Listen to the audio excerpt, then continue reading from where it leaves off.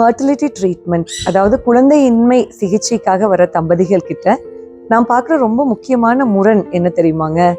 இந்த விமன் உள்ள வரும்போதே ப்ரெக்னென்ட் ஆகாதது ஏதோ பெரிய குற்றம் மாதிரி ஒரு கில்ட்டோடவே இருப்பாங்க. அவங்களுக்கு ஒரு பிளட் டெஸ்ட் பண்ணணும், ஸ்கேன் பண்ணணும்னு சொல்லும்போது அவங்க ரொம்ப வில்லிங்காக இருப்பாங்க. அக்கம்பெனி பண்ணுற ஹஸ்பண்ட்ஸும் ஆமாம்மா நீ இதெல்லாம் பண்ணிக்கோ அப்படின்னு சொல்லிட்டு ரொம்ப சப்போர்ட்டிவாக இருக்குவாங்க. ஸோ விமன் இன்வெஸ்டிகேஷன்ஸ் முடிச்சுட்டு மென்னுக்கு வரும்போது நீங்கள் ஒரு செமன் டெஸ்ட் பண்ணணுங்க அப்படின்னு சொன்னால் நெக்ஸ்ட் டைம் கண்டிப்பாக டாக்டர் மாற்றிடுவாங்க. அவங்களுக்குள்ள ஒரு பயம், செமன் டெஸ்ட் அப்நார்மலாக இருந்தால் என்ன பண்ணுறது, அது ஒரு பெரிய கௌரவ குறைச்சலாக நினைக்கிறாங்க.